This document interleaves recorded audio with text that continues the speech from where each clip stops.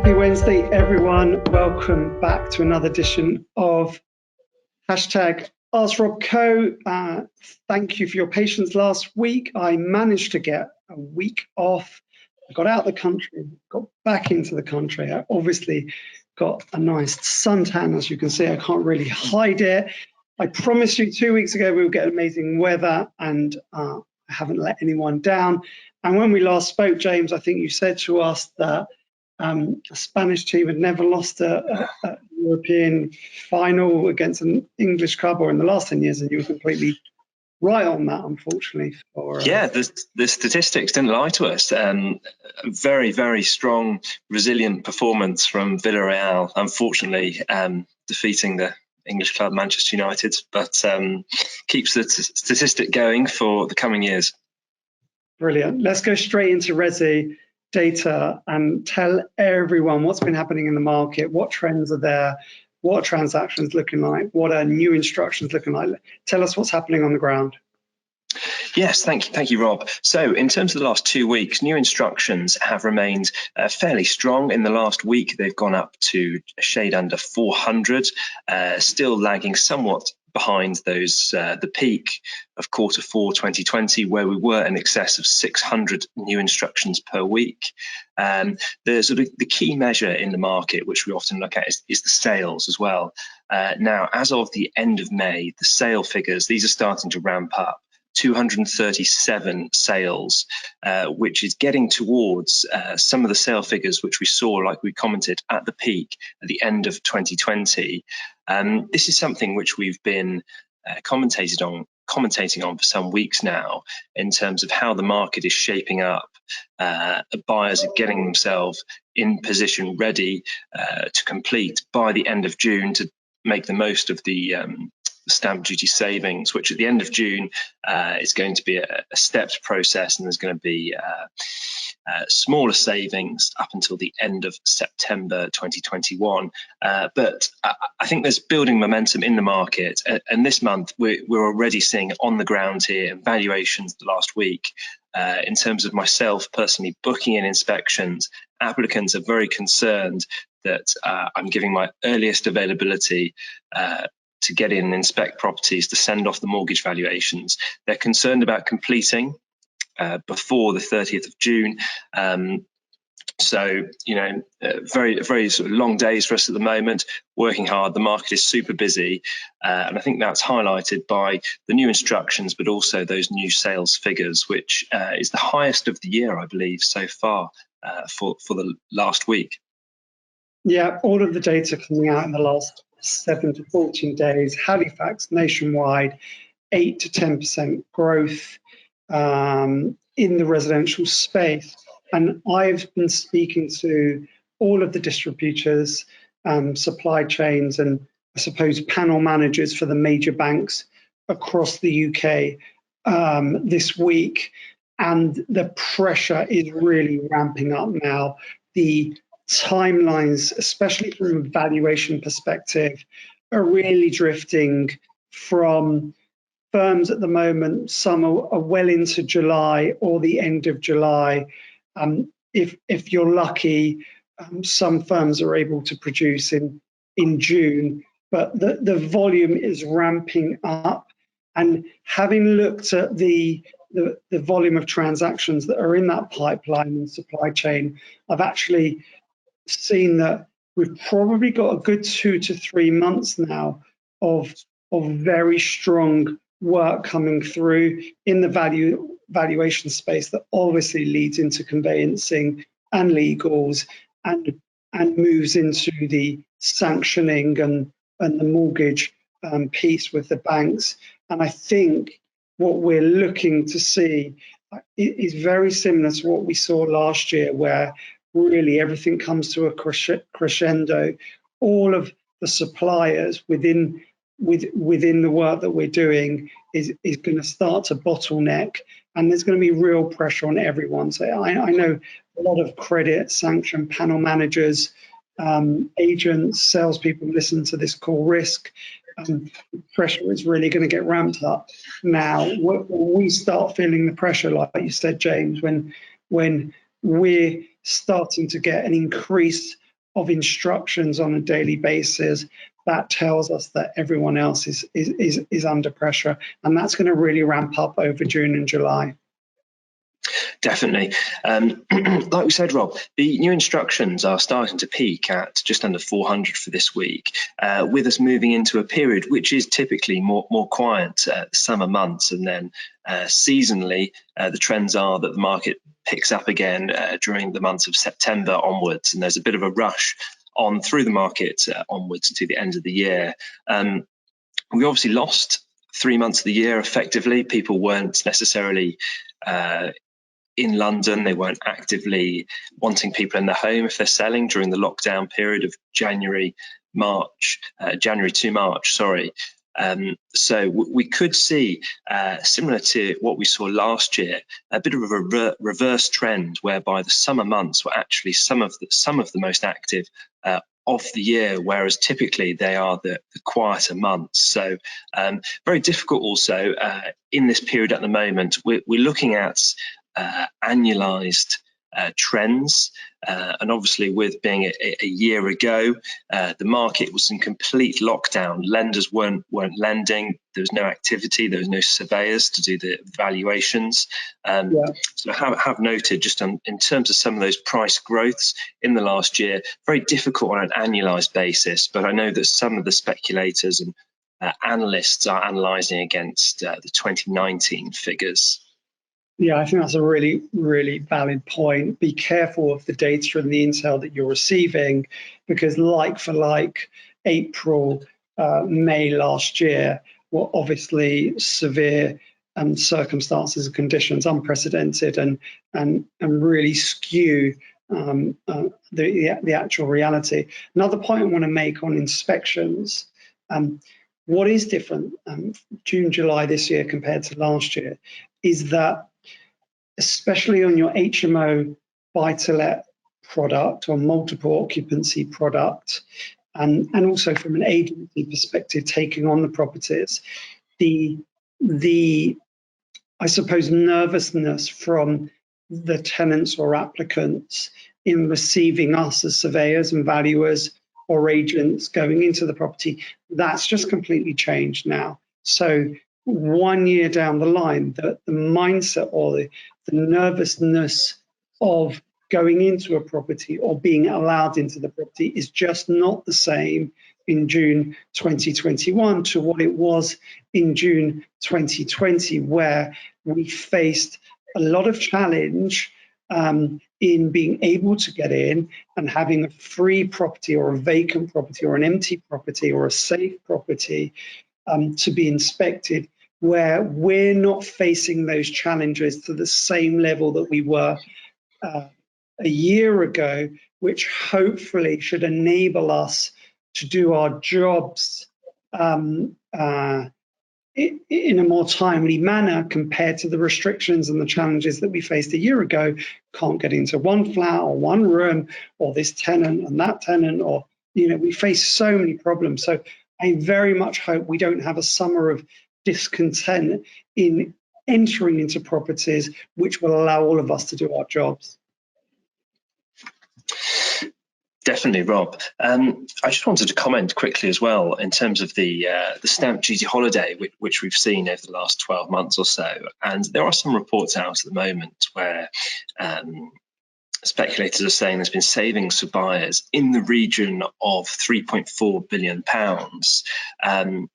And I just wanted to talk about that figure, really. It seems like an enormous amount of money, but that's obviously been reflected in some of the transactional volumes which we've seen. And I don't personally necessarily think it's necessarily lost revenue for the government, but in actually it's enabled those wishing to move, in some instances, the monetary saving in order to facilitate their social migration, which they're wanting to undertake. And it's just whether you had any views on the scheme, Rob. I believe that I definitely believe that that money and that saving, or you call it a saving, is all going to get ploughed back into the economy, and a lot of that money is going into residential property.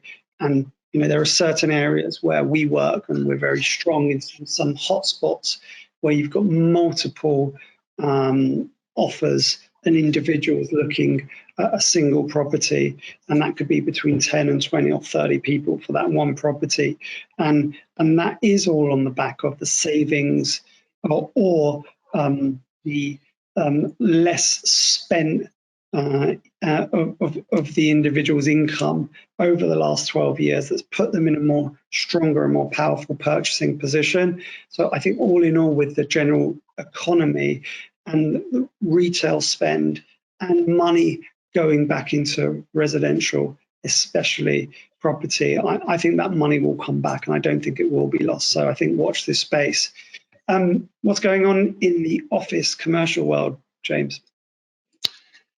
So in terms of office take up, I think things being in town, they're getting busier on the streets, definitely. I know that Google announced in April earlier this year that it's changing their work from home policy, mainly centered around the US at this time. But from September, their employees will be expected into their office for at least 3 days a week. And now this week, Apple has also followed suit, with the CEO Tim Cook announcing that a minimum of 3 days a week will have to be spent in the office from September. Although in the case of Apple and their employees, this hasn't necessarily been a popular move amongst the staff, with them launching a campaign to push back against these plans. These are obviously large corporate industries. We know that Apple won the anchor tenants in Battersea Power Station.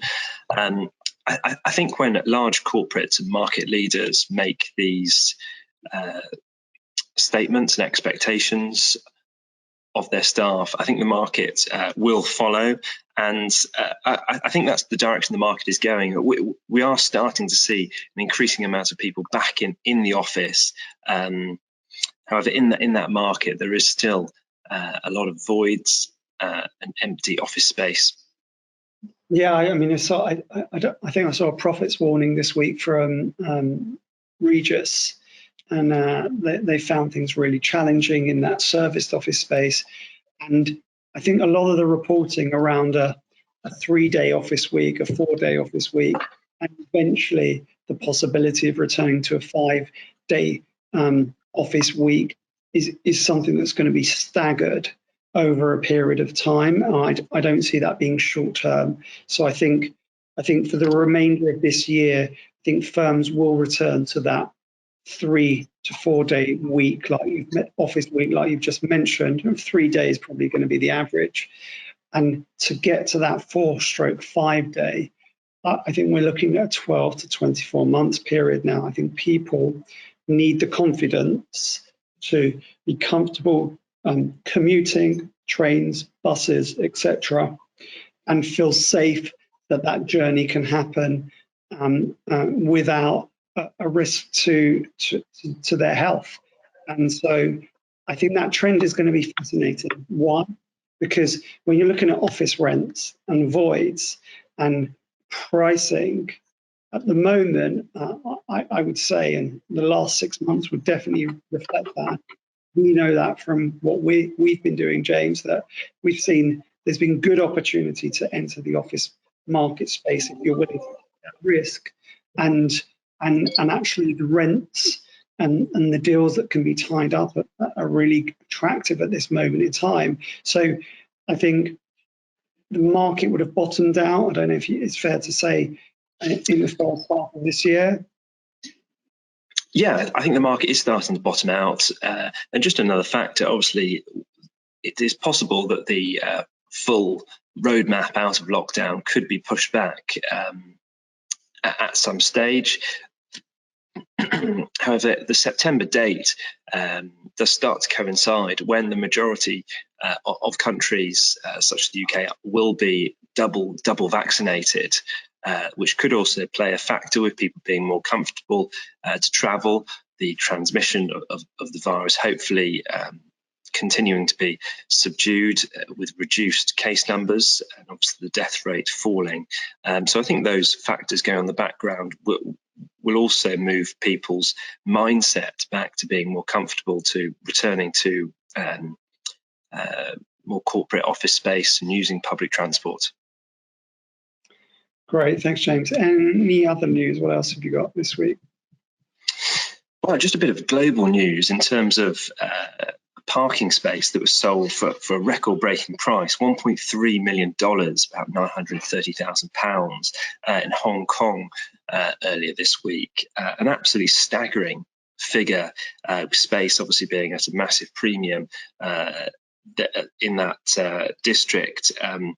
The transaction was in the city's affluent district of the Peak residential area.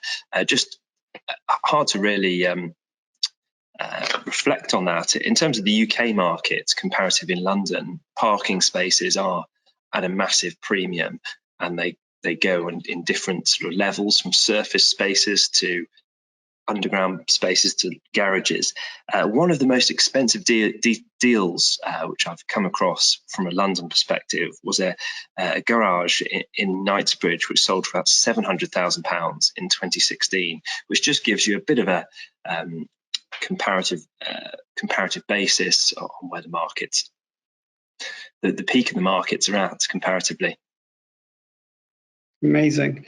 I think in the next few weeks we're going to do a super prime special, James. We've done so many big ticket transactions over the last few months, and I think we could really start sharing some golden postcodes and hotspots. Maybe we should do a 10 to 50 million, space update, because it just seems that the amount of transactions, and we'll get the headline numbers for the next week or the week after in that space. We're just seeing a lot of transactions, and that's without a lot of foreign travel. So I'd like to spend a good 10 minutes on that in one of the shows coming up, and maybe we'll pick up some of those sales of the weeks and in that bracket. So let's pencil that in for the coming weeks. Anything else for this week? No, I was just saying, definitely we can do a more granular special in terms of the super prime market, some of those deals which we've seen happen, certainly over the last 6 months, looking back on a record year, which was 2020. In terms of other news in the property sector, just in terms of, we like to keep everyone abreast of what's going on the high street. Notice that the upper crust operator has seen losses of spot about £300 million, just as those travel curbs keep workers from commuting through tube stations, railway stations, and also airports. So again, what will happen to that franchise? We'll have to wait and see. But obviously, with the more restricted travel, it's having massive impacts upon the high street as we remain in the current state before the roadmap hopefully takes us fully out of lockdown in the coming month or so.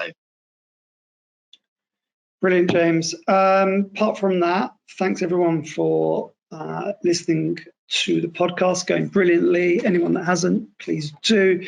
And all the updates on all the social medias, great interaction with all of you. It's just brilliant to hear all of your feedback and news. And I think we've got the Euros Friday, is it starting, James? Yes, the Euro is kicking us off later this week. Notably, we have England-Croatia on Sunday, I believe. So that will be certainly one to watch. In terms of I've got a little statistic for everyone that's a football fan. I don't believe England have won their opening match in a Euros tournament for the last 5 tournaments. So let's see what happens against Croatia at Wembley on Sunday. I think it's at 2:00 kickoff. All right, on the back of my bold weather prediction 2 weeks ago, which I promised everyone sun, I think England are going to win that one. So I'm going for that stat to be thrown out the window.